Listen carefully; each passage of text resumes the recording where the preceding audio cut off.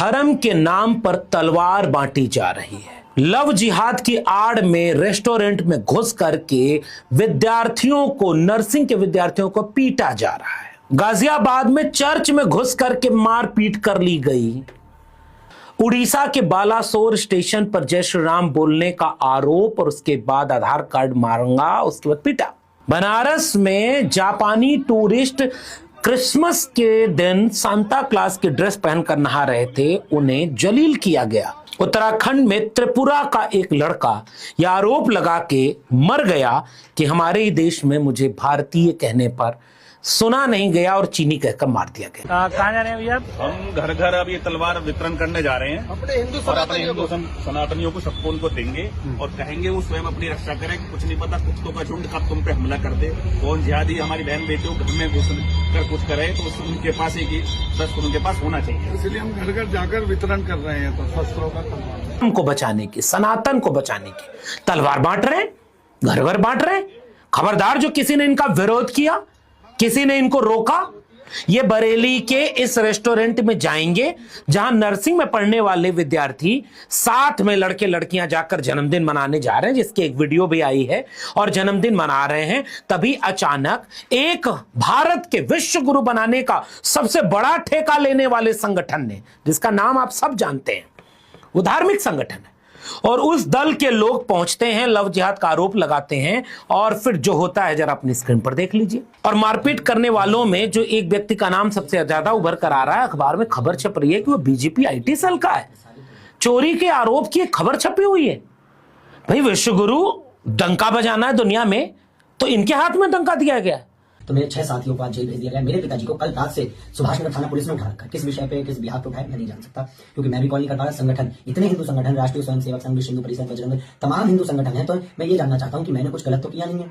आप खुद बताइए, बांग्लादेश में तो क्या क्या हालत कर दी जा रही है। सोते हुए घरों में घुस जाया जा रहा है, तलवार से मारा जा रहा है, बहनों के किसी की नस काट दी जा रही है, किसी का हाथ काट दिया जा रहा है, किसी को जिंदा चौराहे पे जला दिया जा रहा है। और जिहाद जो ये बरेली में कर रहे हैं, यूपी में कर रहे हैं, इंडिया हिंदुस्तान के अंदर कर रहे हैं, हमने इनसे कुछ कह दिया कर दिया तो हमने गलत कर दिया। दिन से डिप्रेशन में हूँ और मैंने अपना कॉलेज छोड़ दिया। मैं कॉलेज के मतलब समाज में कैसे सर उठाऊंगी मैं?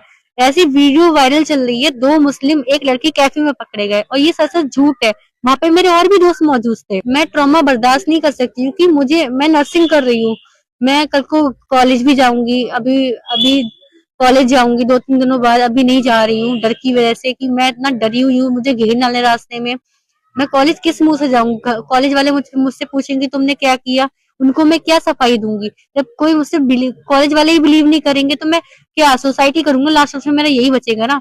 अगर मैंने सुसाइड की, अगर मुझसे बर्दाश्त नहीं हुआ तो मेरा जितना भी जो भी मैं मरती हूँ तो वो बजरंग दल वाले ही जिम्मेदार होंगे। मैं मुख्यमंत्री आदित्यनाथ जी से यही कहूंगी कि वो कहते हैं कि बेटी बचाओ, बेटी को पढ़ाओ, बेटी की सेफ्टी। अब यहाँ पे बेटी की सेफ्टी कहाँ? शर्म नहीं आ रही? बॉडी को अपना बाप बदल रहा, शर्म नहीं आ रही? अब काय की प्रार्थना कर रहा है? किस चीज की प्रार्थना? किस चीज की प्रार्थना कर रही है?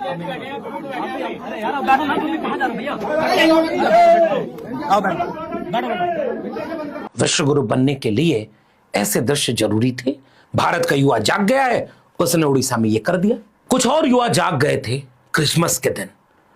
जापान से आए कुछ टूरिस्ट बनारस में गंगा घाट के किनारे सांता क्रूज वाली एक पोशाक पहन करके, उसमें पुरुष भी हैं, महिलाएं भी हैं, और वहां क्रिसमस मना रहे।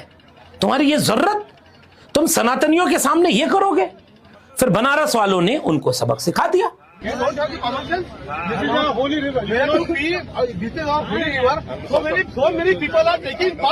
आरोप लगाया कि उसे पीट पीट कर जब मारा जा रहा था तो वो कह रहा था कि मैं भारतीय हूं, लेकिन उसे चीनी बोल बोल के मारा जा रहा था। उसके परिवार के लोग कहाँ हैं? सोशल मीडिया पे और जगह भी स्टूडेंट्स जो एसोसिएशन है आप लोगों की, वो बड़ा मूवमेंट चला रही है। तो मूवमेंट का मकसद क्या है? मूवमेंट का मकसद हमारा यही है, रेसिज्म नहीं होना चाहिए नॉर्थ ईस्ट के साथ।